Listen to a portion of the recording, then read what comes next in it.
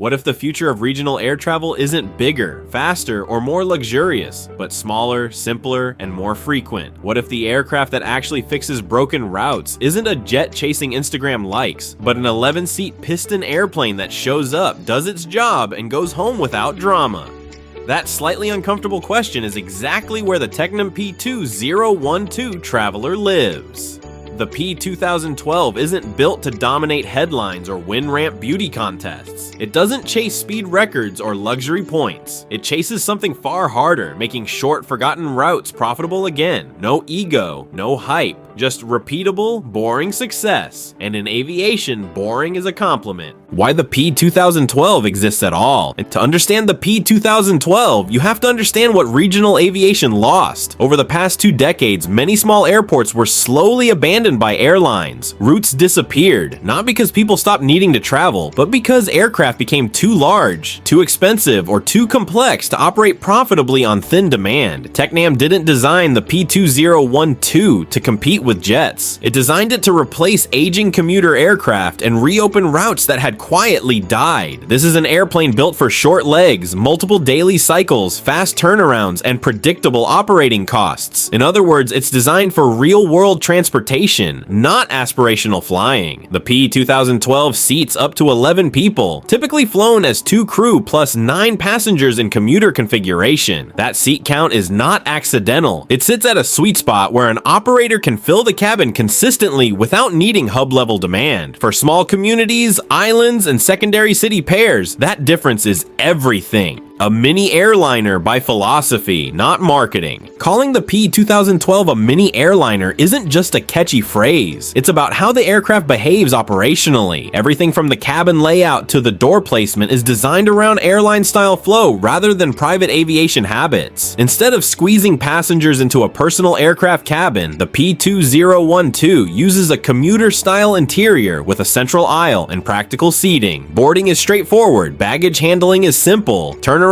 are quick. These details sound mundane, but they define whether an aircraft works in scheduled service or becomes a constant operational headache. The cabin isn't built to impress once. It's built to survive thousands of cycles. For regional operators, reliability and repeatability matter far more than leather quality or trim accents. The airframe, simple on purpose. The P2012's high-wing fixed gear configuration tells you almost everything you need to know about its priorities. High wings improve ground clearance and visibility, especially at smaller or less developed airports. Fixed landing gear reduces maintenance complexity and downtime. There's no obsession with aerodynamic elegance because that's not where money is made in this segment. What matters is payload. The P2012 has a useful load of just over 3,100 pounds, which allows it to carry passengers, baggage, and fuel without constant compromises. Many piston twins struggle to balance these variables. The P2012 is designed around them. This aircraft is meant to be loaded, unloaded, and loaded again, day after day. That's not glamorous aviation, but it's the kind that keeps routes alive. Engines that prioritize consistency over excitement. The P2012 is powered by 2 375 horsepower piston engines, giving it a total of 750 horsepower. On paper, that may not sound revolutionary. In practice, what matters is how that power is managed. The aircraft is commonly associated with modern electronic engine management, reducing pilot workload and improving consistency across flights. This is critical in commercial operations, where pilots may fly several legs per day, and where standardization matters as much as performance. Tecnam has also offered different engine pathways over the aircraft's life, allowing operators flexibility depending on maintenance ecosystems and operational philosophy. Again, the theme is choice and practicality, not pushing technological boundaries for the sake of novelty. Performance that actually matches its mission. At cruise, the P2012 travels at around 173 knots true airspeed at 10,000 feet. That number won't impress jet pilots, but it's perfectly suited to regional routes of a few hundred miles.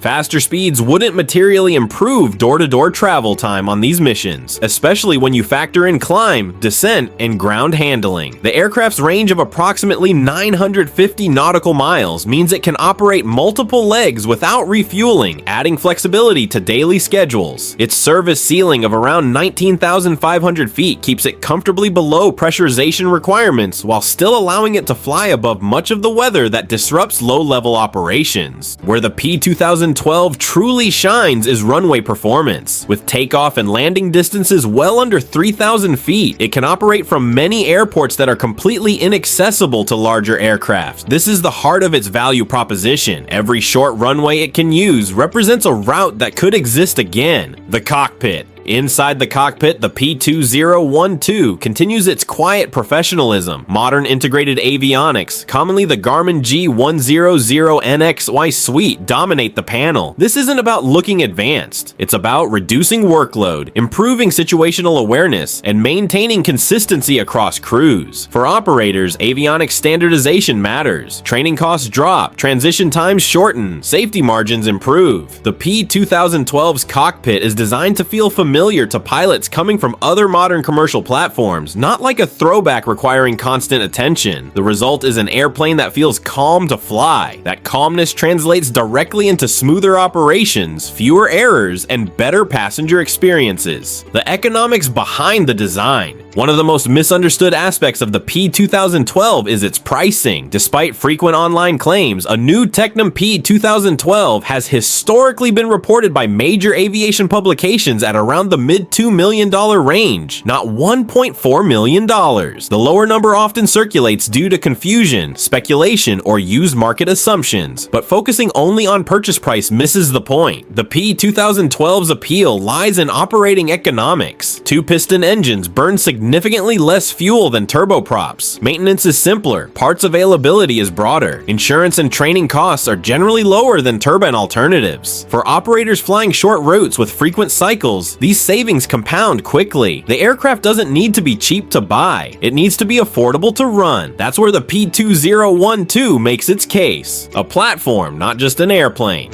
Tecnam often describes the P2012 as a flexible platform rather than a single-purpose aircraft. It can be configured for passenger transport, cargo, or specialized missions depending on operator needs. This adaptability allows small fleets to respond to seasonal demand shifts without acquiring multiple aircraft types. In practical terms, this means the airplane can keep earning even when passenger numbers fluctuate. That flexibility is crucial in regional markets where demand is rarely stable year-round. Why the P2012 matters more than it looks. The Tecnam P2012 Traveller isn't trying to reshape aviation headlines. It's trying to fix something much quieter. Broken connectivity. Every small airport it can serve, every short route it can make viable again, represents time saved, communities reconnected, and infrastructure better used. In an era obsessed with speed, scale, and spectacle, the P2012 takes a different path. It accepts that not every journey needs to be fast, just reliable. Not every aircraft needs to be impressive, just dependable. That's why the P2012 matters. Not because it's exciting, but because it's honest. The Tecnam P2012 Traveller is a reminder that aviation doesn't advance only through innovation at the top. Sometimes it advances by quietly fixing the middle, by designing aircraft that fit the world as it actually exists, not as marketing departments wish it did. It's an 11-seat airplane with airline thinking, built for short runways, small airports, and real schedules. And in a regional aviation landscape full of gaps, that might make it one of the most important small airplanes flying today. If you want to understand where regional flying is really headed, don't look at the biggest jets. Look at the aircraft reconnecting the smallest dots on the map. If you want to be smarter every day, like and subscribe, and I'll see you in the next one.